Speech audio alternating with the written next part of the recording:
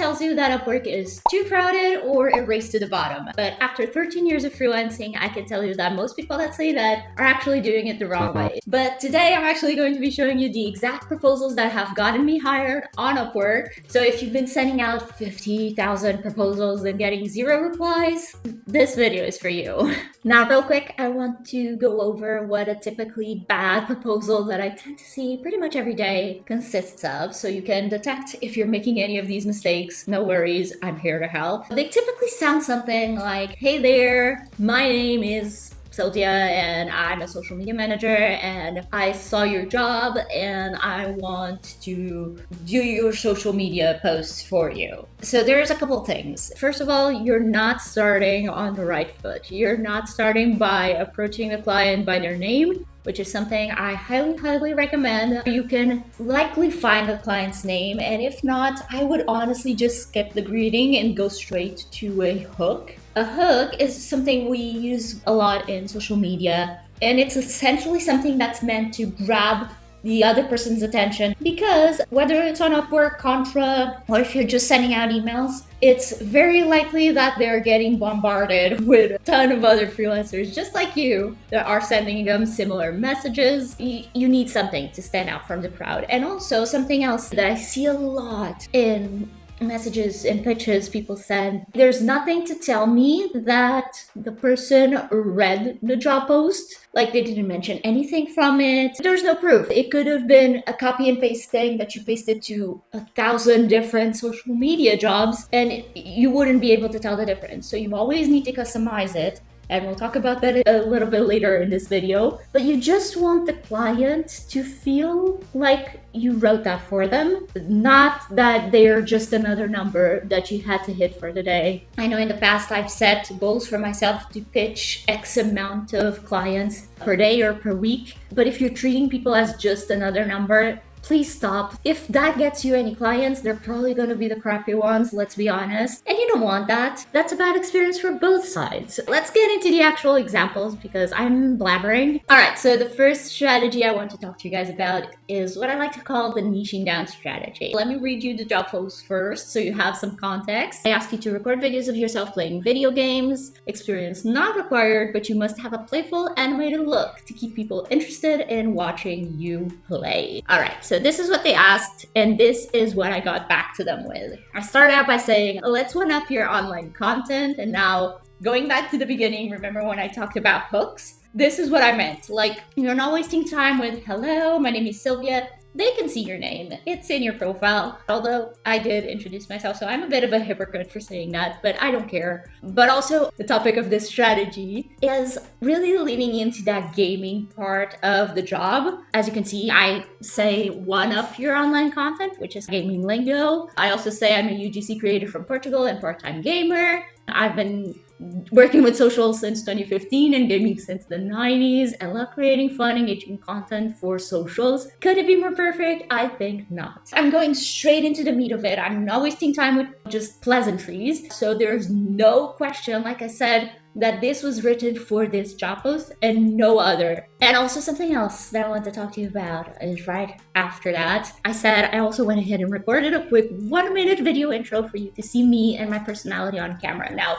this is especially important in this case because they're asking for someone to be on video. So I felt like they should probably see my personality on video and how I come across. But I literally did not just say, yeah, I can make video and link them to a past video I did. I could have done that, but I went the extra mile and showed them that, hey, not only am I a part of your tribe, I also want to go the extra mile and showcase that, hey, I'm here on camera. This is me. This is my energy. This is my background. This is everything you can expect from working with me. Now, one thing I want you to take away from this is that if you have a hobby, past experience, or anything like that, if you have something in your life that can be related to the job post itself, make sure you use it. It just makes you that obvious choice and helps you connect with the client as a person, because even if it's a larger business that's hiring you, there's a person behind that making that hiring decision. So the more you can connect with the person itself, the better, I find. And again, going that extra mile and sending the video, not only is it something that once again clearly shows that I didn't just copy and paste this to 1,000 other jobs that day. Yeah, there's AI nowadays, AI video that's getting better and better, but it's clearly something raw and recorded in a moment. And again, it just shows your personality, shows also that English fluency, because especially with me having my profile listed as not in the United States, that may be a fear for some clients. And in this case, I just throw that out the window for them. So yeah, lean into that niche, send a video if you can, and really try to connect with the person behind the screen on the other end. Now let's move on to the second one. All right, so this second strategy is what I like to call the ideal user strategy. And once again, I'll get into that in just a second, but let's have a look at the job post. They ask for a UGC video ad creator for personal development app. They say they want experienced UGC creators with an knack for crafting video ads, someone well-versed in the latest social media trends and algorithms, and capable of producing appealing, shareable videos. If this opportunity excites you, please forward us your portfolio or a collection of sample video ads. If possible, please also include links to your social media handles. This will help us assess if your style aligns with our vision. Now,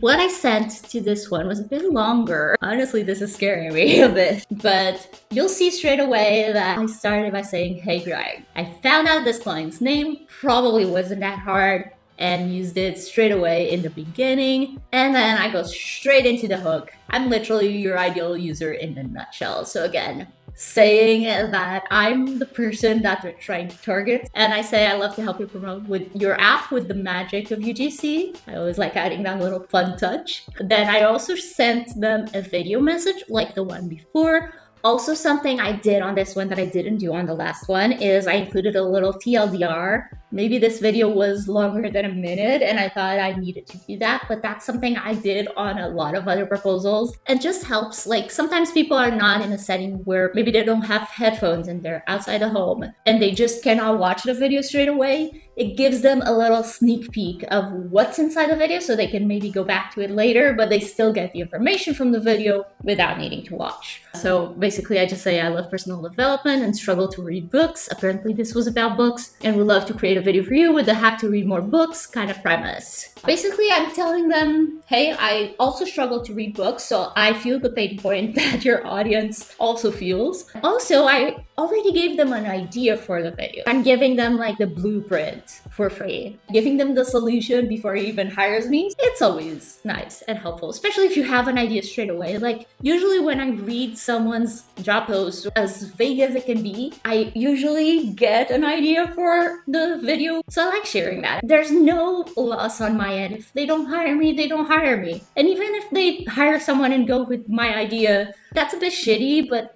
that's on them, not on me. Alrighty, now on to job number 3 and strategy number 3, which is what I like to call the multi-hyphenate strategy.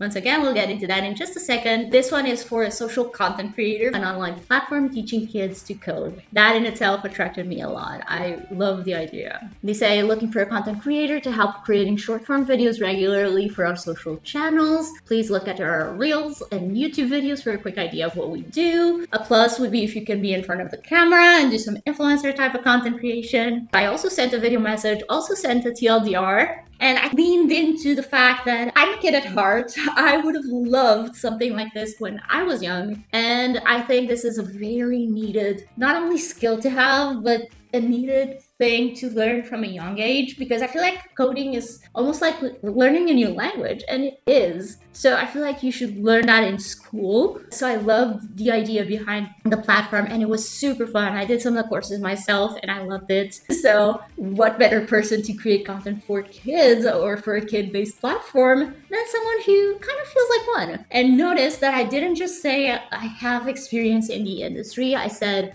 I have a degree in multimedia arts, so really leaning into that content creator video part that they listed out as the main thing they needed help with. I said I have over 8 years of experience creating social content, can create content with either Canva, CapCut, or the script. I also attached a portfolio deck with samples of my past work. I also mentioned the types of industry I've worked with that include software tools, which is the case of this brand, and said that yes, I'm down to be on camera. And we actually did some fun content for this one, and some that performed quite well, if I remember correctly. And here's the thing about these Upwork typical questions. These were actually more personalized than normal. If you've been on Upwork and you apply to a couple jobs, there's a lot of people that just use the default questions, which is not a problem, but they tend to be so repetitive that our answers kind of lean into that repetitiveness. There was a point that I had a template that I just copy and pasted for those answers because they were so boring. So I found something that works and stuck with that. And that's not necessarily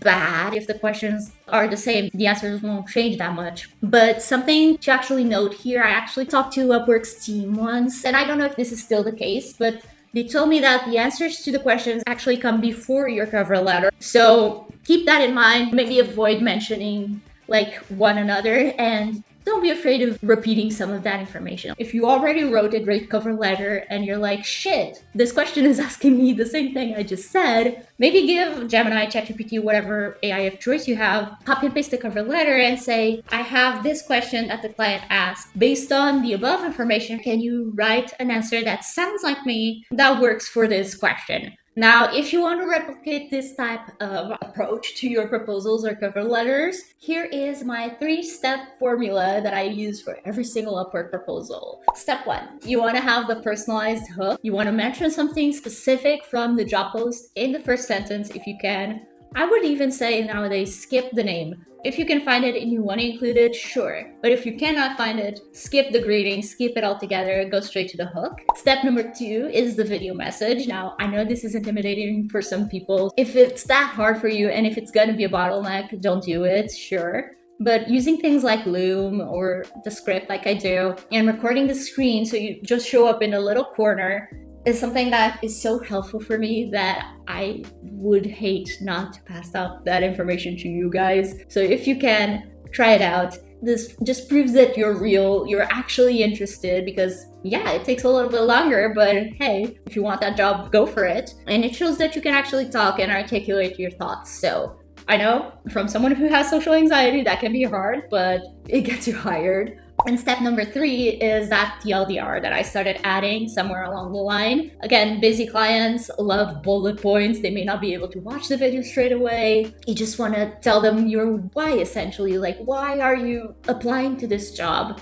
Prove to them that, once again, it's not just another one in your checklist. It's actually a job that you're interested in doing and that you'll do a great job at. And if possible, share a little bit of your how. You don't need to share the entire secret sauce, but let them know. If you have an idea, share it with them right away, because 1, you may forget, and 2, they want to hear it, trust me. Now, if you're looking at these proposals and all these tips and thinking, Sylvia, I don't even have a portfolio yet, don't panic. Everyone starts at 0. I started at 0. And if you aren't sure if you should be applying to jobs right away or figuring out your portfolio or researching your service a little bit more, go check out my free freelancer flowchart. Say that 10 times fast. I'll have it linked in the description, and it will tell you exactly what the next step should be in your freelancing journey. Basically ask you just a handful of questions, you answer those, and you get the response right away. And then you can stop sending boring pitches and sending good ones that actually get you hired. And of course, if this helped you, make sure you leave me a like and subscribe down below so you don't miss out on the next one. YouTube thinks you'll like this video right here, so go check it out as well if you haven't yet.